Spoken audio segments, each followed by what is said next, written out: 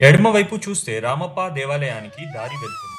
కానీ ఇప్పుడు మన ప్రయాణం వరంగల్లో ఉన్న ప్రసిద్ధమైన 1000 స్తంభాల దేవాలయం. ఈ దేవాలయం మన చరిత్రకి జీవిత సాక్ష్యం.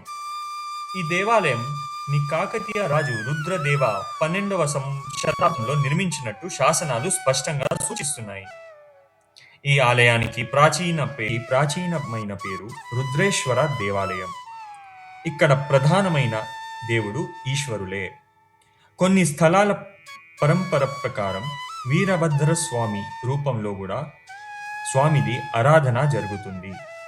వీరభద్ర అంటే శివ యొక్క ఉగ్రస్వరూపం. అందుకే కొంతమంది ఈ ఆలయాన్ని వీరభద్ర స్వామి దేవాలయం అని కూడా పిలుస్తారు. ఇప్పుడు ముఖ్యమైన ప్రశ్న ఏంటంటే 1000 స్తంభాల దేవాలయం అని ఎందుకు పిలుస్తారు? ఈ ఆలయంలో అనేక స్తంభాలు అత్యంత నైపుణ్యమతో నిర్మించబడ్డాయి. స్తంభాల వ్యవస్థ ఎలా ఉంది అంటే ప్రతి కోణం నుండి చూస్తే స్తంభాల మధ్యలో ఇంకొక స్తంభం కనిపిస్తుంది. అది చూస్తే 1000 స్తంభాలున్నట్టు అనిపిస్తుంది. కానీ ఇప్పటి వరకు దొరికిన శాసనాలు లేదా భారత పురాతత్వ సర్వేక్షణ అధికారిక పత్రికలలో ఎగ్జాక్ట్గా 1000 స్తంభాలు ఉన్నాయని సంఖ్య స్పష్టంగా లేదు. కాబట్టి 1000 అనే పదం ఇక్కడ స్తంభాల సమృద్ధిని సూచించే పేరు అని చాలామంది చరిత్ర నిపుణులు వివరిస్తున్నారు. ఇది త్రికూటాలయం అంటే ఒకే ప్రాంగణంలో ఈశ్వరులు, విష్ణుమూర్తి, సూర్యదేవతలకి 3 గర్భగృహాలు కలిగిన నిర్మాణం. ఇలాంటి రూపరేఖ చాలా అరుదైన విధానం.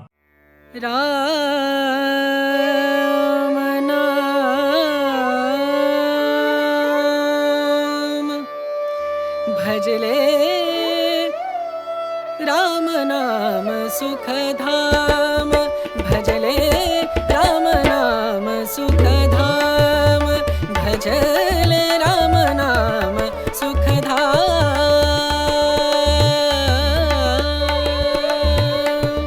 तेरा पूरन हो सब काम, तेरा पूरन हो सब काम, भजले राम नाम सुखधाम, भजले राम नाम सुखधाम।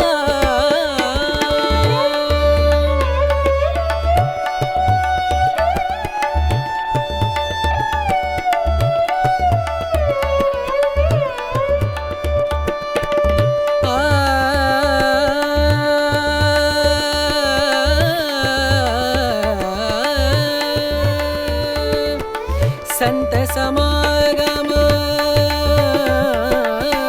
संत समागम, संत समागम, संत समागम करे निरंतर, संत समागम करे निरंतर, जग से हो। ఆలయం ముందు ఉన్న నంది విగ్రహం ఒకే శిలాతో చెక్కబడింది.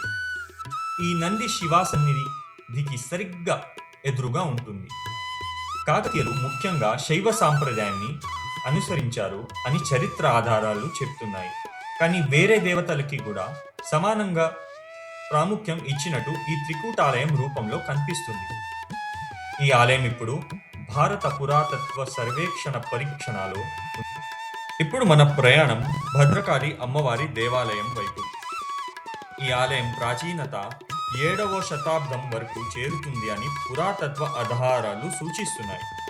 చాళుక్య చక్రవర్తి పులకేశిన్ ద్వితీయ సమయంలో నిర్మాణం జరిగిందని చరిత్ర సూచనలు ఉన్నాయి. తర్వాత కాకతీయ రాజులు భద్రకాళి అమ్మవారిని తన కులదేవతగా ఆరాధించినట్టు వివరాలు లభిస్తున్నాయి. అమ్మవారి దేవాలయం చెరువు పక్కన గిరి మీద ఉంది. ప్రకృతి మధ్యలో చాలా ప్రసన్న వాతావరణం కలిగిన ప్రదేశం ఇది. అమ్మవారు భద్రకాళి విగ్రహ రూపంలో దర్శనం ఇస్తారు. గర్భగృహంలో చిత్రీకరణ అనుమతి లేదు. పవిత్ర స్థలం కాబట్టి ఆ నియమాలు మనం గౌరవించాలి. అందుకే నేను ఆలయ బాహ్య ప్రాంగణంలో చెరువు దృశ్యాలను మాత్రమే చిత్రీకరించారు. కొన్ని అనుభవాలు మనసుతో అనుభవించాలి కానీ చిత్రీకరణ ద్వారా కాదు. భద్రకాళి అమ్మవారి దేవాలయం కేవలం ప్రాచీనమైన ఆలయం మాత్రమే కాదు, ఇది వరంగల్లో ఇప్పటికీ జీవాంతంగా ఉన్న ఆధ్యాత్మిక కేంద్రం.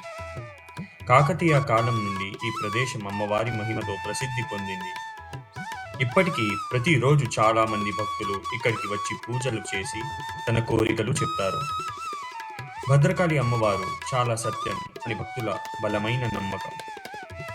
ఇక్కడికి వచ్చిన వారికి మనశ్శాంతి, ధైర్యం, నమ్మకం కలుగుతాయి అని అనుభవాలు చెప్తారు. ఈ ఆలయం సాంస్కృతిక దృష్టిలో కూడా ముఖ్యమైనది. ఎందుకంటే ఈ ప్రదేశంలో సాంప్రదాయాలు, జాతరలు ఇంకా జీవంతంగా నడుస్తున్నాయి. అంటే ఆ అనుభవము చాలా అద్భుతం, మర్చిపోలేని క్షణం.